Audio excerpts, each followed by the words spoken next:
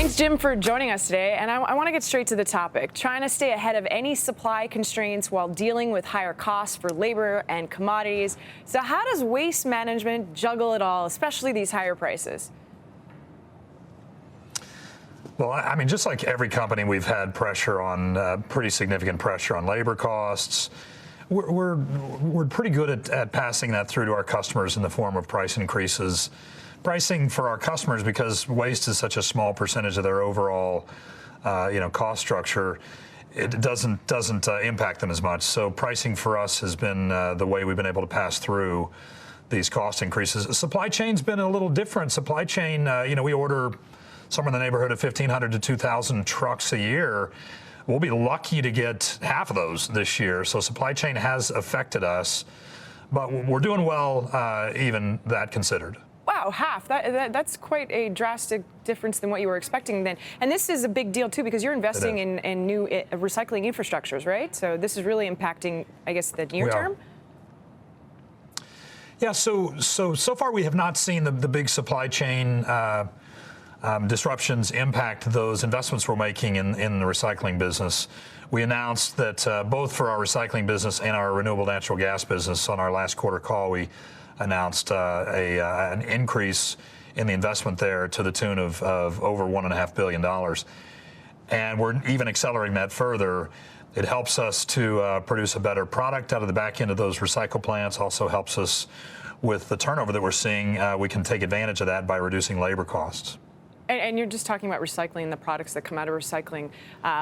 What about metals inflation and just how that's actually helping your business? Well, all of those commodities that we sell out of the back of the plants have seen a big increase in price. So commodities in general, whether it's papers or plastics or metals, all of those have seen an increase in price, and that's good for us because we're selling those products out of the back end. On the other side, we are buying, as I mentioned, we're buying trucks, we buy containers. Those are all made of steel, and so we have seen some inflation coming back to us, but our recycling business is more than covering that. And so I'm just going to go back to a point that you made before, just about labor, and there's the turnover. Overall, we've been talking about layoffs across the board. And in your industry, are you seeing that case happen? Pretty much the layoffs are coming, looming, or is it still relatively tight because it's such a specific market? So we're not laying people off, but what we are doing is taking advantage of high turnover in some of these positions. We have some positions that have 50% turnover. Specifically, if you think about those recycle centers, the sorters that are picking things off the line. I mean, last year, 2021, we had 48% turnover in those positions. So it makes sense to try and obviously with that turnover, there's significant costs, there's training costs. So it makes sense to use automation to help us where we do have high turnover and where we can automate some of those roles. And yet there's no layoff involved because, in theory, with 50% turnover, your entire workforce there turns over in 2 years. But then doesn't this mean that the quality of the staff you needs to be a little bit higher because they need to be able to operate these robotic or automation sorters that you have? Yeah, exactly right, Kristina. I mean, so there is some upskilling going on here too. So as we think about some of these lower skilled positions coming out, there's some upskilling coming in. I mean, if you're using technology in these recycle plants where we have these optical sorters, which can identify a type of material coming up the conveyor belt, those optical sorters require maintenance, as you can imagine, and that is a much higher skilled position than just somebody picking things off of the conveyor belt. So there is some upskilling going on. There will be increases in those jobs while we see decreases in some of the lower skilled positions. Okay, Jim, I'm going to just switch directions for a bit. And this is kind of the question I would ask you if I saw you at a party. It's a little bit more direct. I would say you operate landfills. So how is that sustainable? So I've had this question before, so I'm prepared for it. But first of all, when we think about sustainability, we're also, not only are we the biggest landfill company in North America, we're also the biggest recycler in North America. And one of the things I've said is, if I were completely agnostic about the environment, which I'm not, I'm very pro-environment, but if I were and all I cared about was the financial returns of every decision, the returns for our recycling business over a period of 10 years, in particular over the last couple of years, but over the long term and the short term have been significantly better than the returns for our landfills. So if all I cared about was the financial side of it, I would opt for a ton to go into a recycle plant versus a landfill. We're also constantly trying to remove material out of that landfill where it makes sense both environmentally and economically. Plastics is a great example.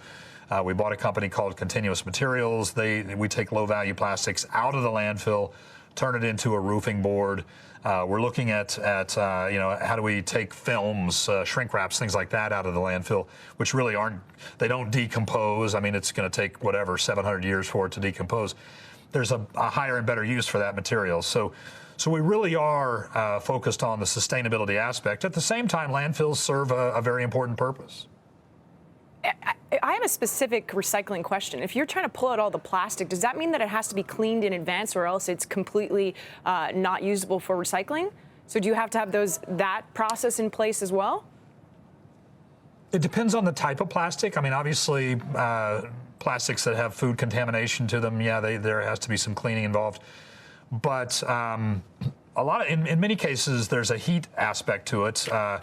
Really, what we're doing is not actually turning it back into pellets. We're just sorting it. So we take all of this material that's recyclable into our sorting facilities, and we sort the papers from the cardboards, from the metals, from the plastics, and then we bale it and send it off to somebody that is truly turning it back into another product, turning it into another plastic bottle, or into, in the case of plastics, we turn it into carpet or turn it into our uniforms for our employees. Wow. Through a company called Unify. So, yeah, there is some cleaning involved, but we're not usually doing too much of that. We're just doing the sorting. What about your trucks that are transporting these goods and the natural gas? I know that this is something we talked about offline, but I guess the circular economy and how that process works for you. We made the decision, 7 to 10 years ago, to convert our fleet from diesel to natural gas, because natural gas is much cleaner burning.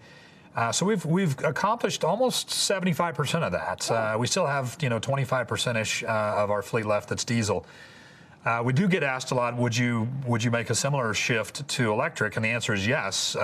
Once the technology gets there where we can move to electric, we could make an equally fast shift from natural gas to electric. But right now we're about 70 to 73% of our routed fleet is natural gas. And so by 2026 that fleet will be powered with renewable natural gas, which is also an important kind of feather in our cap in terms of sustainability. Speaking of sustainability, what about offsetting your emissions? Are you involved with that? Carbon offsets? Well, we are. So right now we're offsetting about 3 times what our trucks will emit. The goal is to get to 4 times. But yeah, we are offsetting those emissions. And again, that renewable natural gas, which we talked about early on as being an investment that we've announced, and we're accelerating that investment. It's pretty exciting, the fact that we're creating this full 360-degree circle where trucks pick up trash, it comes to a landfill, it decomposes, creates gas. We take that gas and put it back into those trucks. So it's truly a 360-degree circle. One simple last question for you. I've got a Coke bottle. Yep. It's in a landfill versus one in a recycling bin. Which makes you more money? It's really not close. We're getting about $1,000 a ton today for that Coke bottle if it goes into a recycle plant. If it goes into a landfill, our average is about $25 a ton. So that's why I say if I were completely agnostic about the environment, I am absolutely taking that to a recycle plant. Go where the money is. That is a huge difference. $1,000 versus $25. Okay, Jim. That's why I'm always the guy at the ball game that's picking plastic bottles out of the trash can and putting them into the recycle bin. Oh, I thought you were going to say picking them and like taking them home and then trying to. Yeah, I did that when I was a kid. No, trying to get some money for all the cans. All right, Jim. That was a great way to end. Thank you so much, and we're going to leave it there. Kristina, this was great. Thank you.